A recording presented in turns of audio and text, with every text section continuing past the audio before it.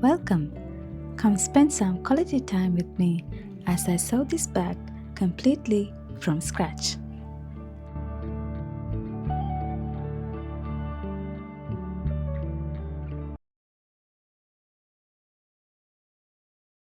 First, I cut out some paper squares, all 7 centimeters by 7 centimeters, to use as templates.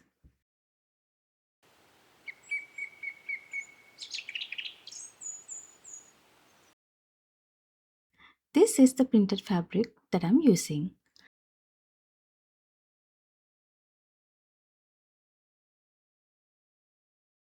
I place the templates on top and cut around them, leaving about a 1 centimeter seam allowance on each side.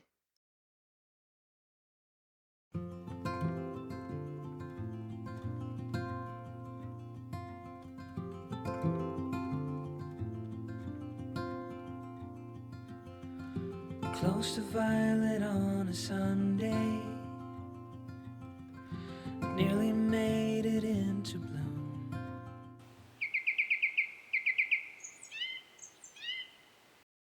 In total, I cut 14 squares from the printed fabric, 14 from the plain fabric, and another 14 squares of interfacing. Next, I ironed the interfacing onto the printed fabric because it was a bit too soft for this project. The plain fabric, on the other hand, was already a much sturdier.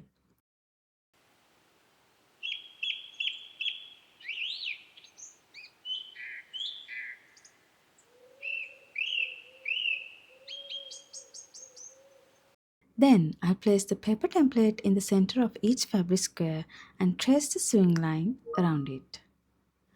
Actually made a mistake here. It's much better to draw the line on the back of the fabric instead of the front. If your stitching goes even slightly off the line, the markings can end up showing. So I had to be extra careful while sewing since I made it this way. And then I took plain fabric squares. I drew horizontal and diagonal lines on two templates and traced the lines on the plain fabric squares, spacing each line 1 centimeter apart.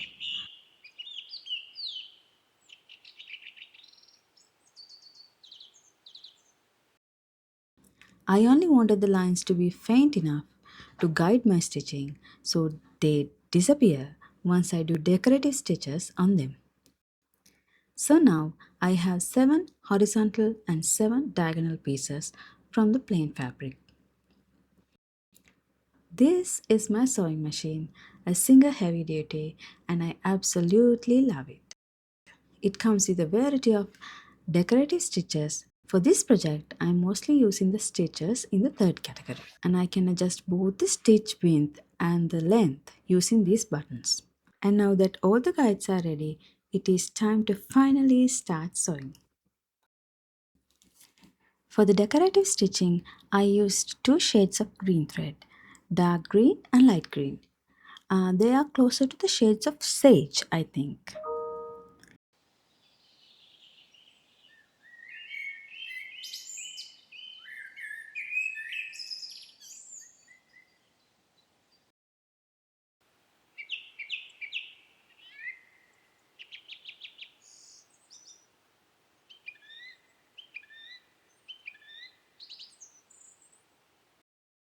I stitched 3 lines with one color, then switched to the other color to fill in the gaps. But I know, oh, the ordinary Monday turning back to blue. long for what's to come. Keep forgetting how to make Sometimes I even turn the square upside down before sewing the second color it's to already create more variety in the pattern. gone. Full of post-its in the ceiling of things I like to follow through, but I hold on. A visionary sunlight shows an empty room. Long for what's to come. Keep forgetting how to make it known before it's already gone. Looking back too soon is how you know. Did the moment even make it past the room?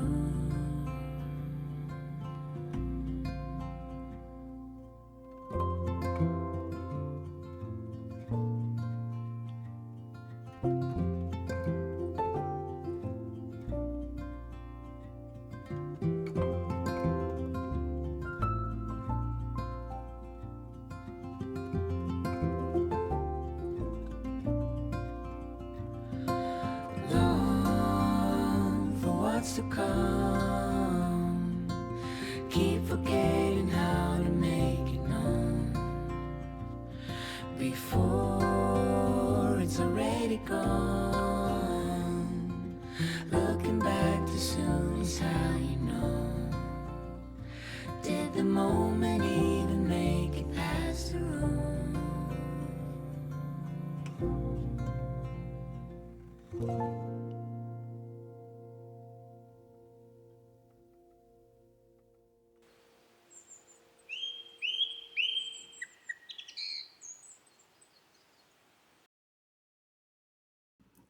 And just like that, all the decorative stitching is finished. Here's a closer look at the results. I used each decorative stitch twice, once on horizontal lines and once on diagonal lines, giving me 7 matching pairs and a total of 14 unique squares. One thing I noticed is that it's better to choose decorative stitches that fill more of the space. For example, this stitch looks beautiful up close, but because it's not very dense, it doesn't stand out as much from a distance. Now it is time to arrange all the squares. I tried not to place the same stitch right next to itself.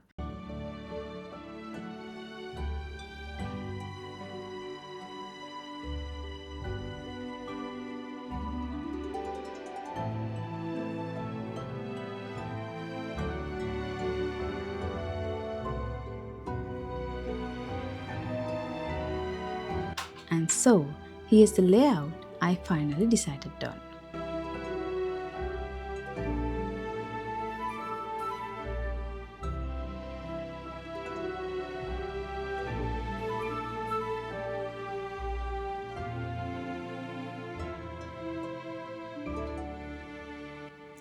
I also want to show you this practice piece. So now it's time to sew them all together.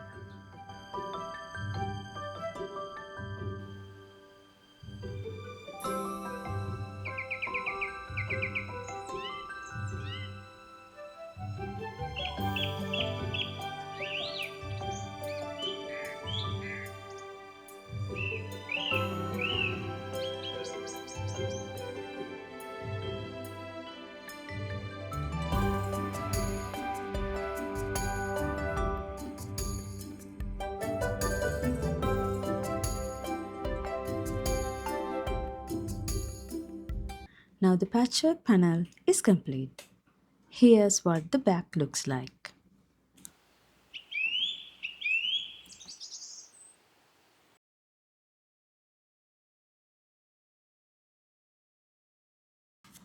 This is the lining fabric I'll be using for the back. These are the side panels.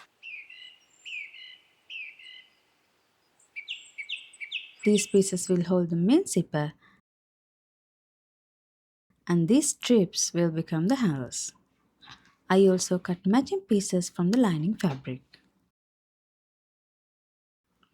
I also wanted two pockets, one with a zipper and another open pocket for my phone and other small items that I carry. So I cut the lining pieces to the sizes that I need. The middle row of four squares will become the bottom of the bag. For the open pocket, I sewed around the fabric, turned it right side out, measured it against my phone, and stitched it into sections so it looked like this.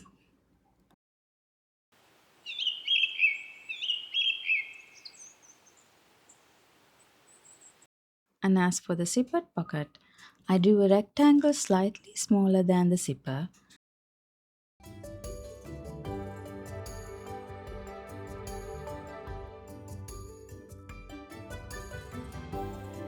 stitched around it,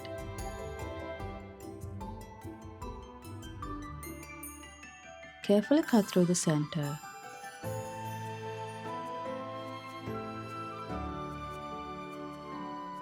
clip the corners,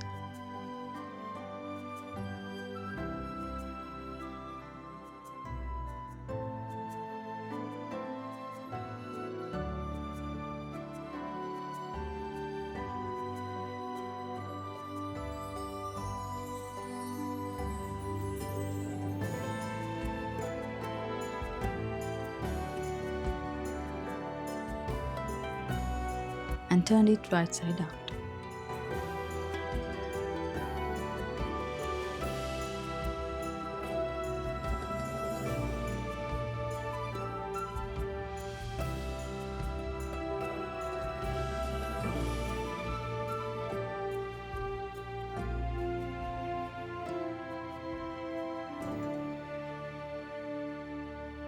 Then I attached a zipper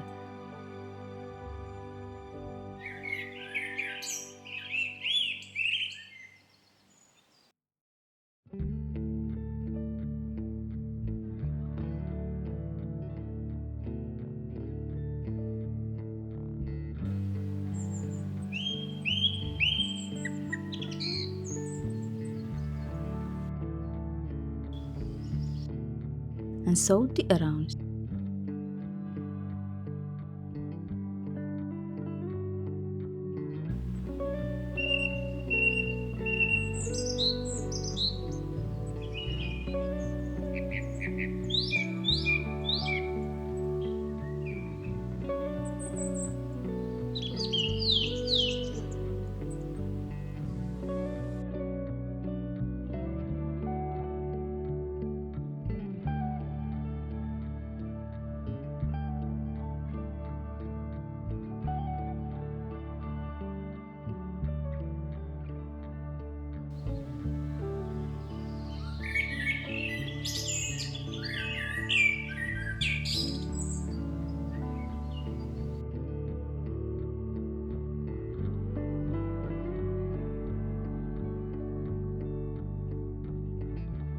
So that the pocket looks like this.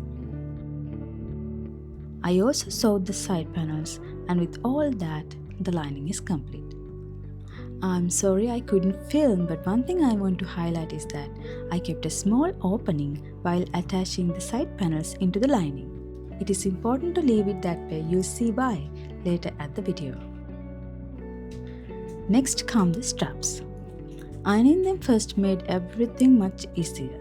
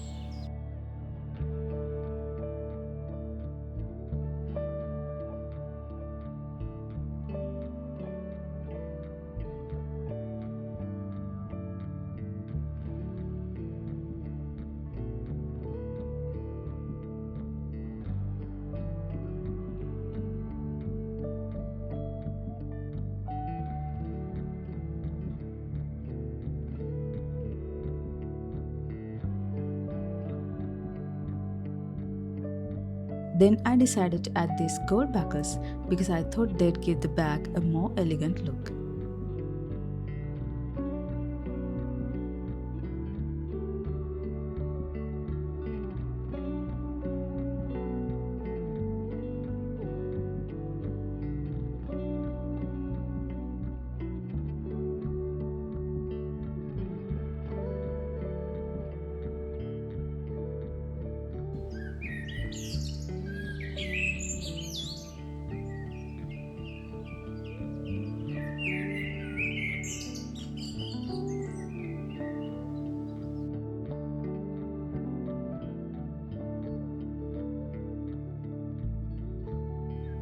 So the handles are now finished. Now it is time to attach the main zipper.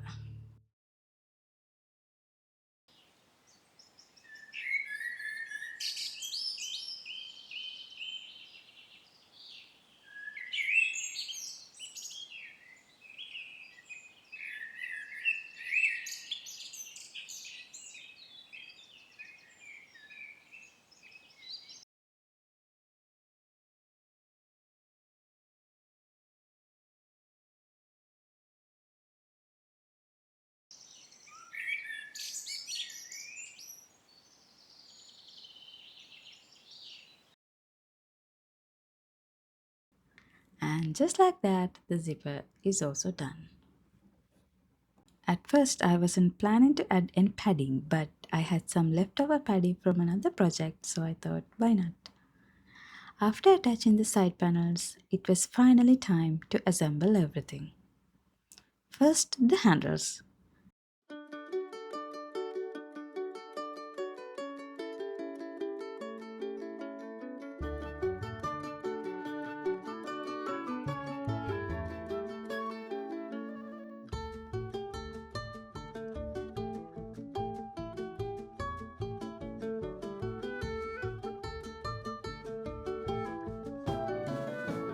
Then the main zipper.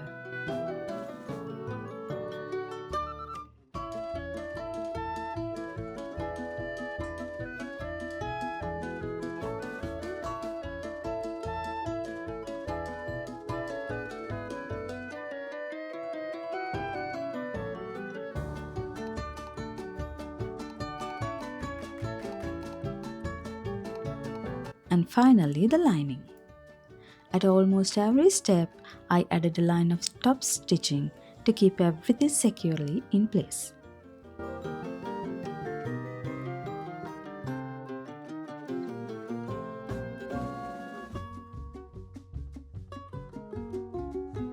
The bag is finally sewn together. I purposely left this small opening in the lining. This was what I talked about earlier. This opening lets me turn the entire bag right side out through it.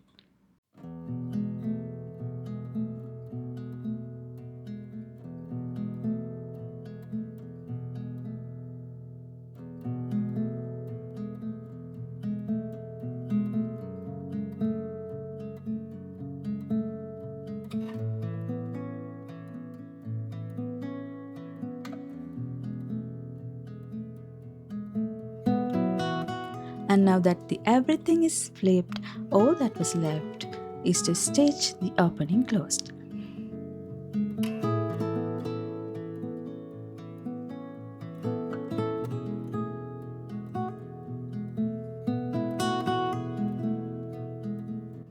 And tada!